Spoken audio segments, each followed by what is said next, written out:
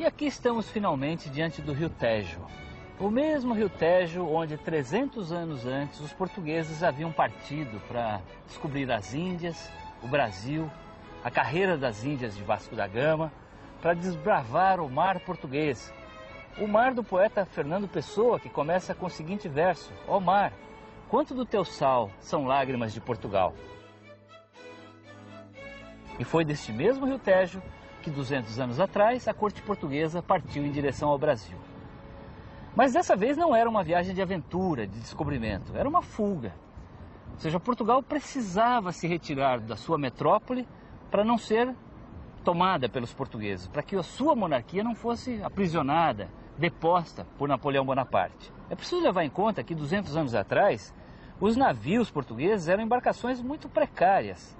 Não havia, obviamente, não havia ar-condicionado, não havia geladeiras, freezers para conservação dos alimentos, não havia ventilação dentro dos navios, a comida se estragava muito rapidamente, a água apodrecia depois de 2 semanas, o escorbuto era uma doença que ameaçava e matava muita gente nas grandes travessias oceânicas, havia infestações de pragas como ratos, baratas, piolhos, não havia banheiro.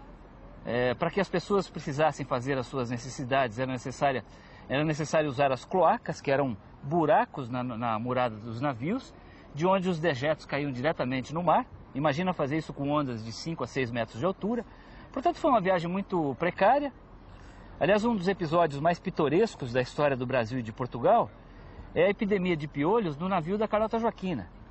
Foi uma epidemia tão incontrolável que a única solução foi cortar o cabelo dessas mulheres carecas, jogar as perucas e o cabelo ao mar e untar essas cabeças carecas com banha de porco e um pó à base de enxofre. Essas mulheres, ao chegar ao Rio de Janeiro, ficaram envergonhadas, porque elas ainda estavam carecas e usaram turbantes. As mulheres do Rio de Janeiro, que estavam fascinadas com a chegada da corte, acharam que usar turbantes era a última moda na Europa e também passaram a usar turbantes. De maneira que usar turbantes se tornou moda no Rio de Janeiro logo depois da chegada da corte. É um episódio muito engraçado, mas ele é também muito simbólico das mudanças que ocorreriam no Brasil com a chegada da família real portuguesa.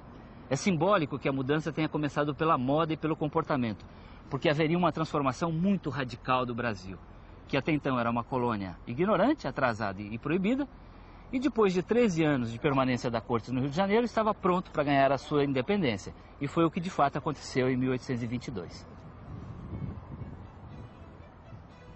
No começo do século XIX, parecia não haver limites para a imaginação humana. Poucos períodos na história foram tão repletos de aventuras, invenções e conquistas, e também de rupturas e convulsões políticas, mas nada disso parecia afetar os portugueses. 3 séculos depois de ter inaugurado a era das grandes navegações e descobertas, Portugal nem de longe lembrava a metrópole vibrante dos tempos de Vasco da Gama e Pedro Álvares Cabral. Os sinais de decadência estavam por todo lado. Lisboa, a capital do Império, havia muito tinha sido ultrapassada por suas vizinhas europeias como centros irradiadores de ideias e inovações. A chama do empreendimento, da curiosidade e da busca pelo desconhecido havia se apagado no espírito português. Os tempos de glória pareciam ter ficado para trás. Este é o antigo Terreiro do Paço, atual Praça do Comércio, que era 200 anos atrás e ainda é hoje o coração da cidade de Lisboa. E foi aqui que as tropas do imperador Napoleão chegaram, algumas horas depois da partida da corte para o Brasil, no dia 29 de novembro de 1807. Os 13 anos seguintes à partida da corte, enquanto o príncipe regente e futuro rei Dom João VI permaneceria no Rio de Janeiro, seria um período de muito sofrimento para o povo português, mas também de muito heroísmo. Portugal se empobreceu muito, virou um protetorado da Inglaterra, a população diminuiu, 1/4 da população portuguesa pereceu de fome, ou em batalhas, ou fugiu do país. Portugal perdeu todos os privilégios do monopólio do comércio com as suas colônias, mas foi também aqui, em Portugal, que as tropas de Napoleão encontraram pela primeira vez o homem que havia de derrotar definitivamente o imperador francês na Batalha de Waterloo, que era o futuro Lord Wellington. Wellington desembarcou com as tropas inglesas na cidade de Figueira da Foz.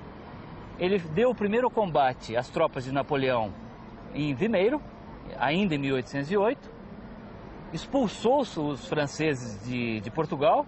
Em seguida, Napoleão mandou os seus melhores generais para cá, em mais 2 invasões consecutivas, mas ele não mais conseguiu conquistar Lisboa. Então foi a partir de Portugal, da resistência do povo português aliado aos ingleses, que Napoleão começou a perder a guerra na Europa.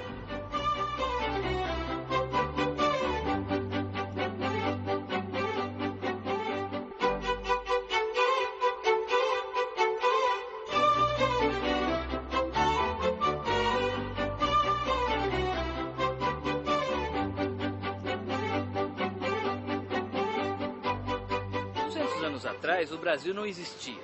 Pelo menos não como é hoje, um país grande, integrado, de identidade muito bem definida. Até 1807, o Brasil era uma grande fazenda extrativista de Portugal. Era daqui que os portugueses tiravam produtos primários, como a madeira, o açúcar, o algodão, o tabaco, carne de charque, couro de boi curtido, a cachaça, que era um produto importante no tráfico de escravos com a África, especialmente o ouro e o diamante. Graças à descoberta do ouro no final do século XVII, tinha havido uma explosão populacional no Brasil.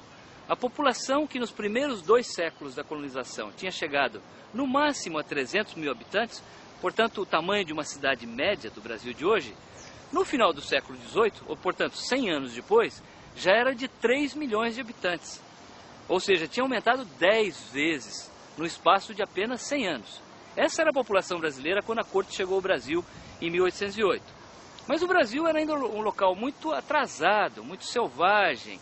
As províncias eram isoladas, se reportavam diretamente a Lisboa, aliás, eram rivais entre si. Havia uma precariedade absurda nos meios de comunicação. Não tinha ensino superior, não tinha livros, não tinha imprensa. O direito de reunião era proibido. O precário comércio colonial era feito pelas tropas de mula, que faziam o transporte de mercadorias entre o Vale do Paraíba, o sul de Minas, o interior do Rio de Janeiro.